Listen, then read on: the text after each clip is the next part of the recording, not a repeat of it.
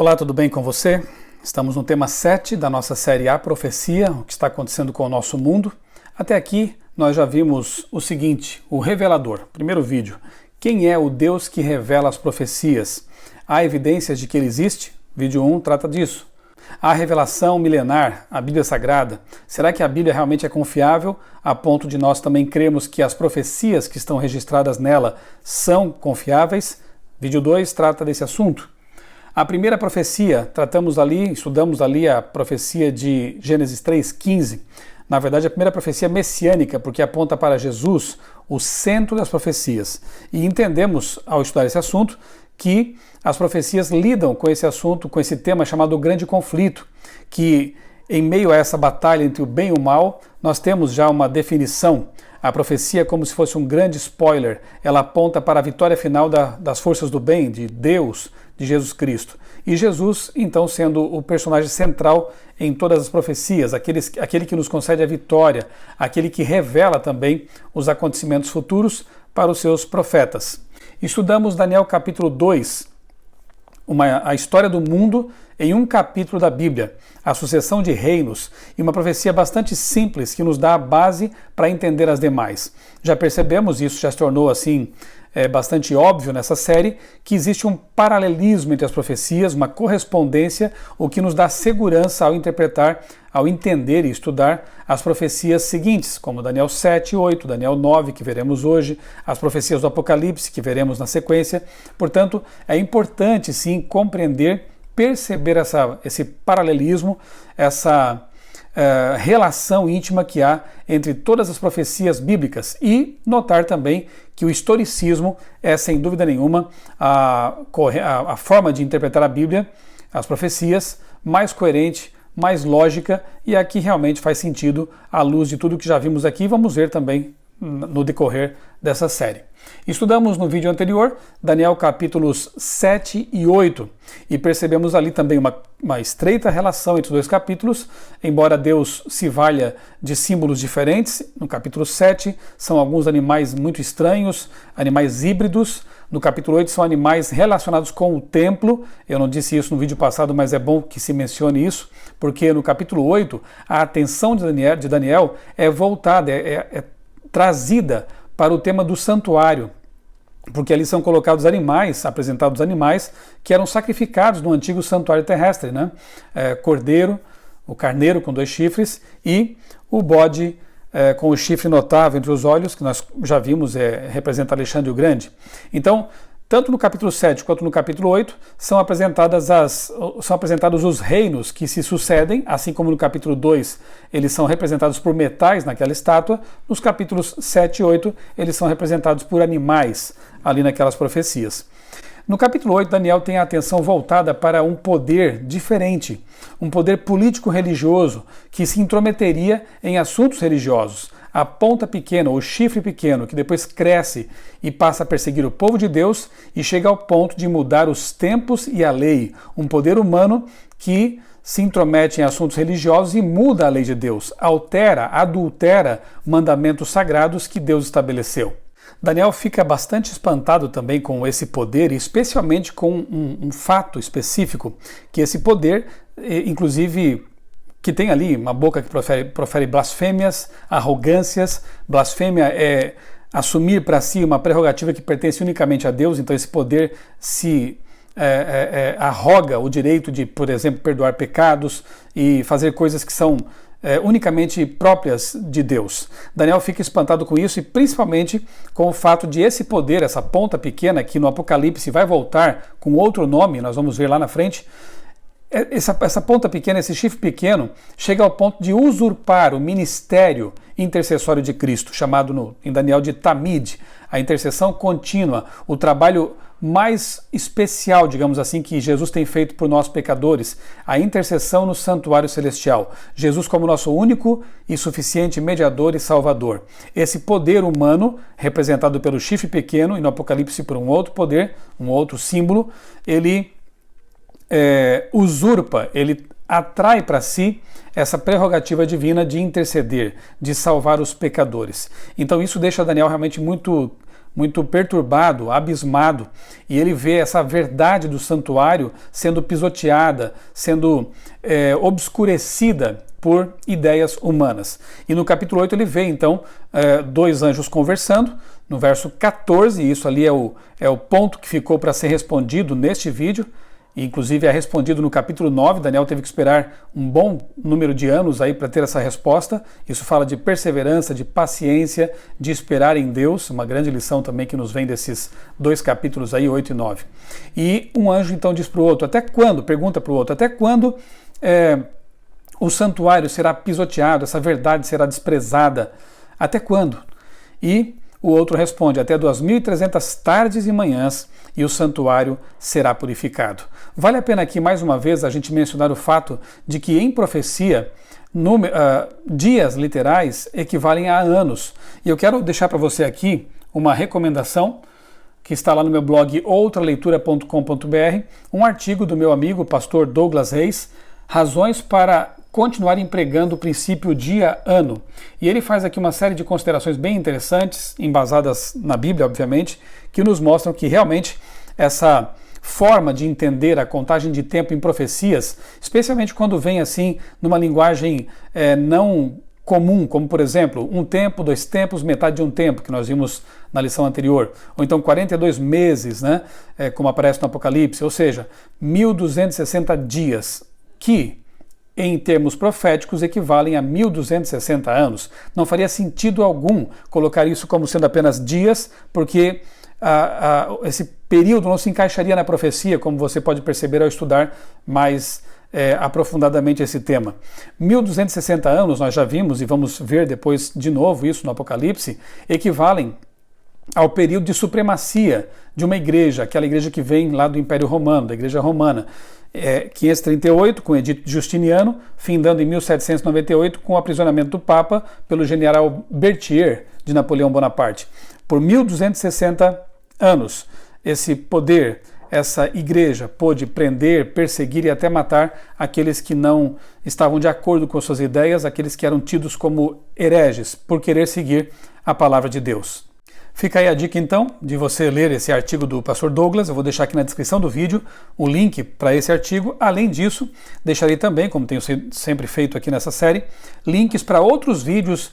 Inclusive vou deixar mais 2 links aqui para uma palestra sobre Daniel capítulo 8 e outra sobre o capítulo 9, mais estendidas, mais detalhadas, para que você possa ter acesso a mais materiais, porque, como eu já disse, o propósito dessa série de vídeos aqui, a profecia, é explicar de forma rápida, de forma sintética, esses temas que mereceriam, claro, muito mais tempo de estudo, de aprofundamento, tá bem? Eu vou ler para você agora aqui no capítulo 9 de Daniel, um trecho muito interessante que traz muitas informações condensadas em poucos versículos, que se tratam da resposta à pergunta que ficou aberta lá em Daniel capítulo 8, verso 14. Até quando? Quando o santuário será restaurado, purificado? Quando que essa verdade seria trazida de volta à tona e o santuário seria purificado lá no céu? E por que céu? Eu já vou explicar para você esse detalhe.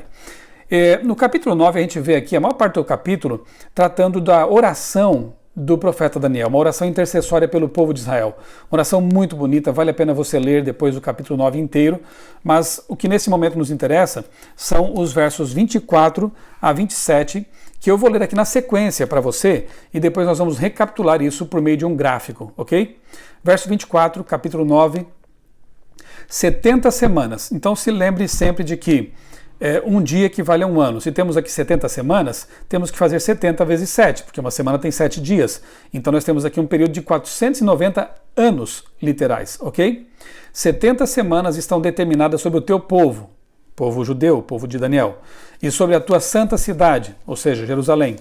Para quê? Para fazer cessar a transgressão, para dar fim aos pecados, para expiar a iniquidade, para trazer justiça eterna, para selar a visão e a profecia, e para ungir o santo dos santos.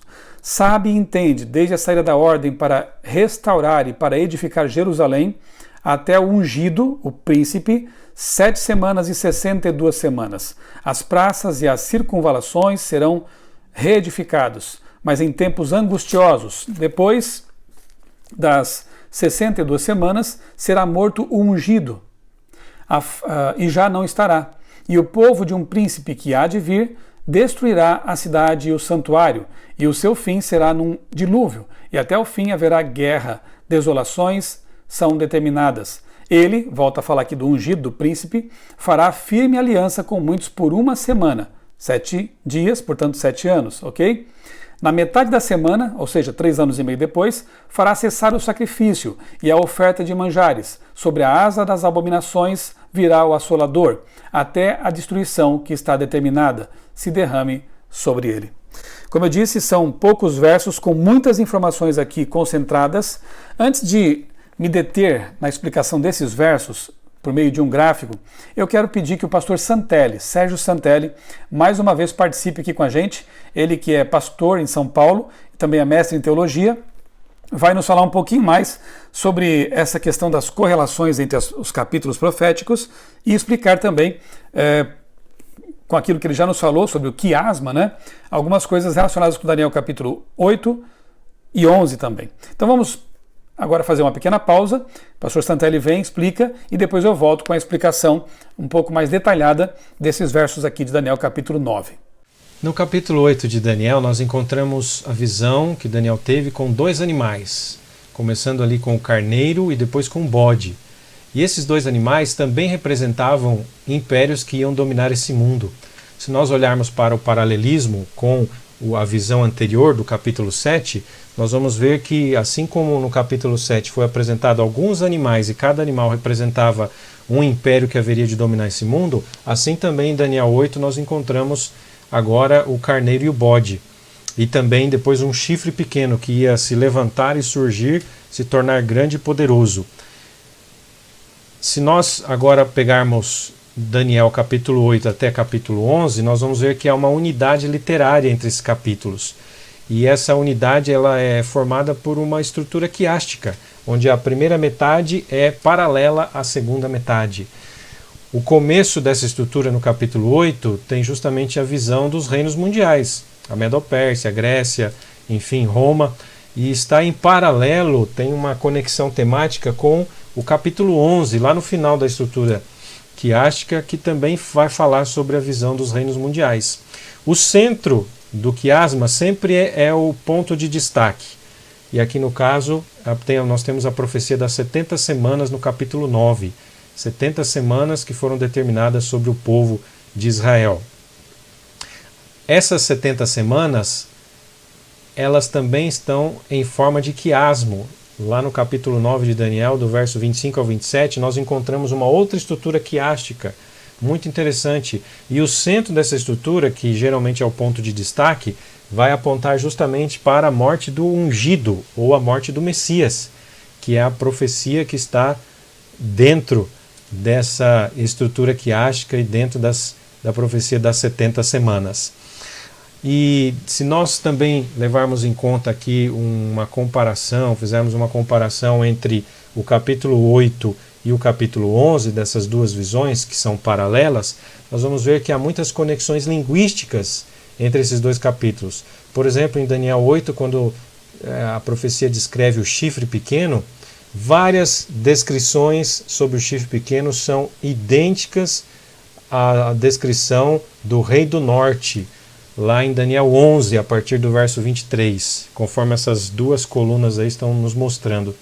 E isso mostra para todos nós que quando nós utilizamos essas chaves hermenêuticas, nós podemos ter a certeza que estamos interpretando corretamente a profecia de Daniel. Não há como errar.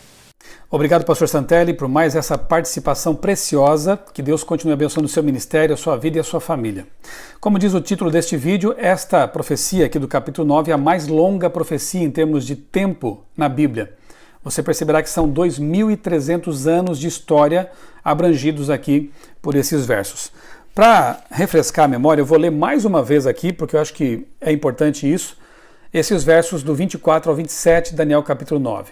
Que dizem, vamos lá de novo, 70 semanas, 490 anos, estão determinados sobre o teu povo e sobre a tua santa cidade para fazer cessar a transgressão, para dar fim aos pecados, para expiar a iniquidade, para trazer a justiça eterna, para selar a visão e a profecia e para ungir o santo dos santos.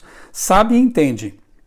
desde a saída da ordem para restaurar e edificar Jerusalém até o ungido, o príncipe, 7 semanas e 62 semanas, ou seja, 69 semanas, que dão 483 anos. As praças e as circunvalações, os muros, se reedificarão, mas em tempos angustiosos. Não foi fácil realmente restaurar, reedificar Jerusalém. Havia muitos inimigos em redor não querendo que isso fosse feito.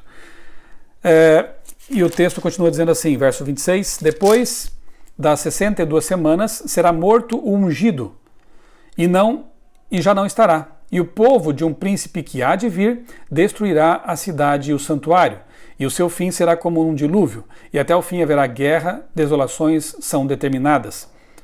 Este fará firme aliança com muitos, por uma semana. Na metade da semana fará cessar o sacrifício e a oferta de manjares. Sobre a asa das abominações virá o assolador, até que a destruição que está determinada se derrame sobre ele.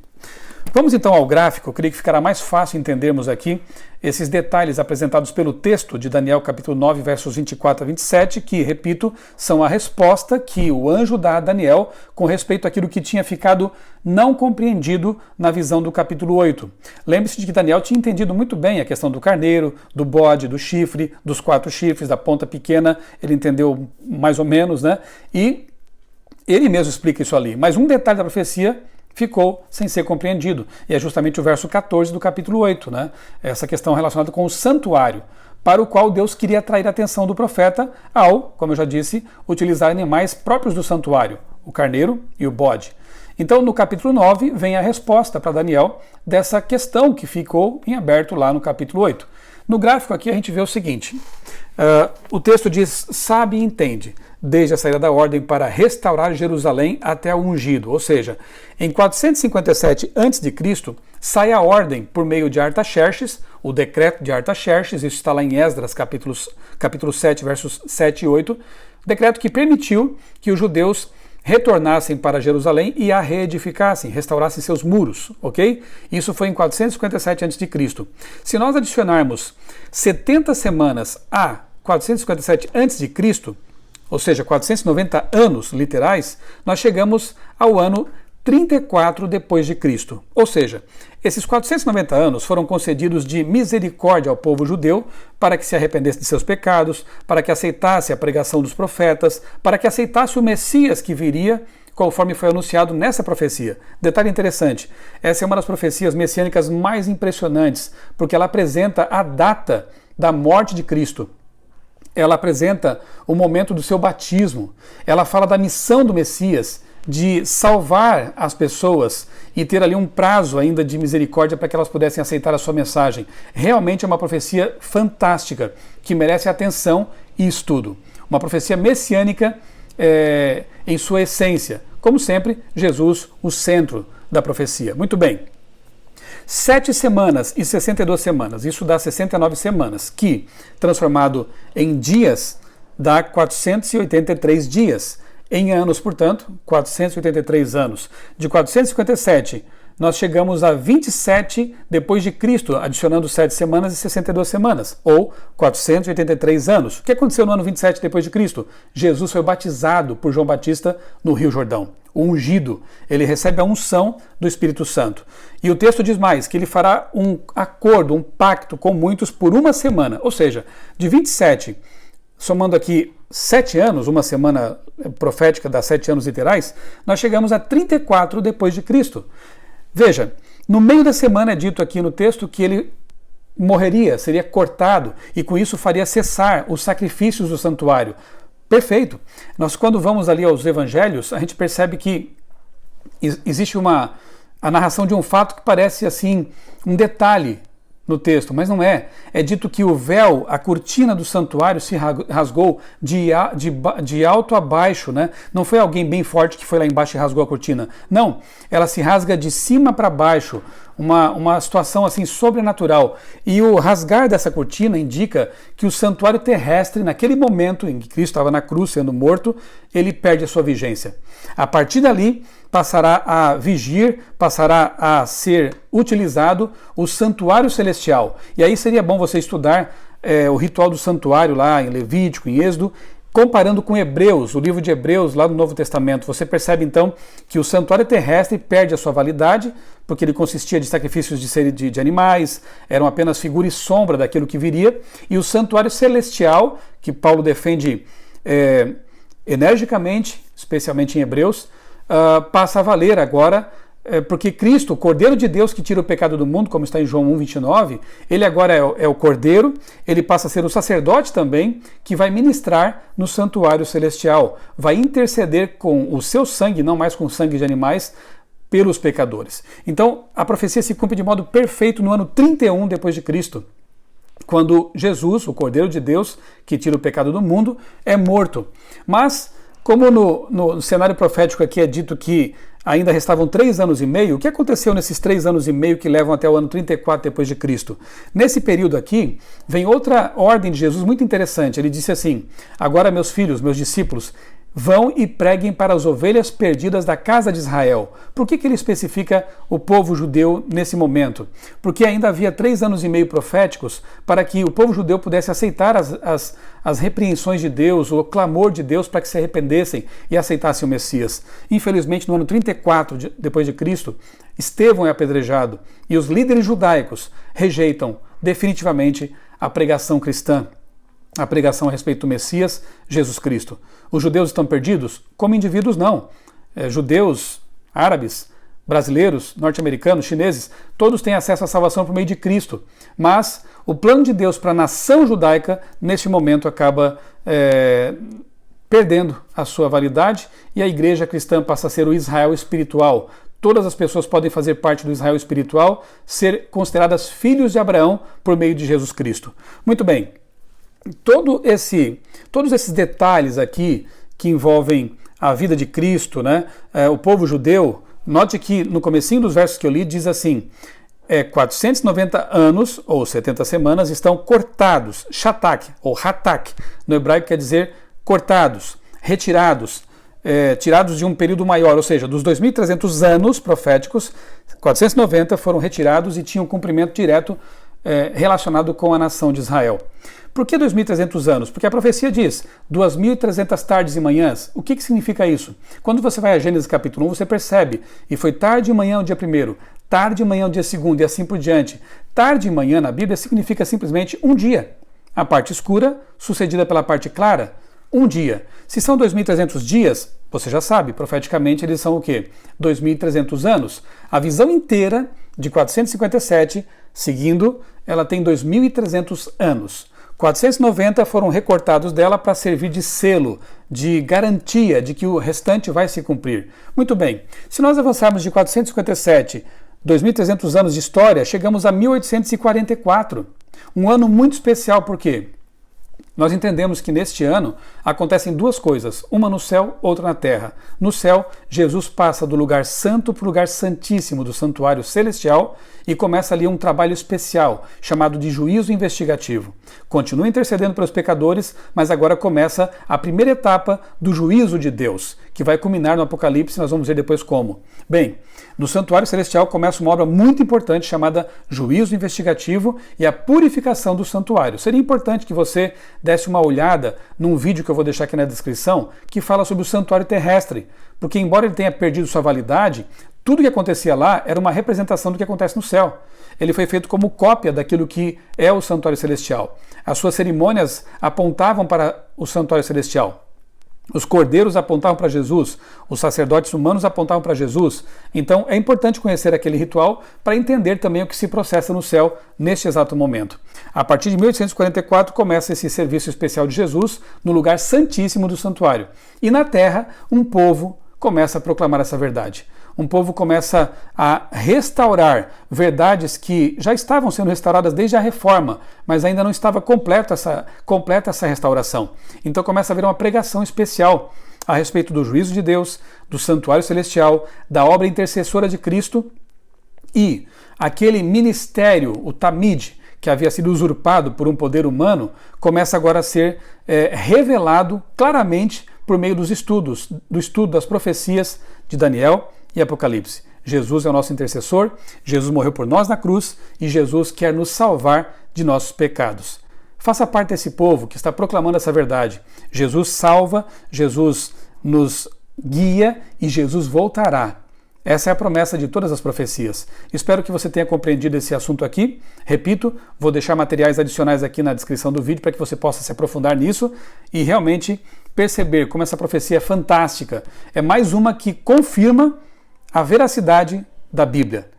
Uma antecipação de muitos séculos, de milênios, confirmando assim realmente que Deus está por trás da voz profética, orientando seu povo, guiando seu povo e mostrando que, no fim, tudo vai dar certo. Aceite Jesus como seu Salvador. Aceite o fato que Jesus é o seu intercessor. É aquele que tem grande interesse em mudar a sua vida, de restaurar a sua vida e finalmente salvar você dessa história terrível do pecado. Que Deus o abençoe e abençoe também a sua família. Um grande abraço.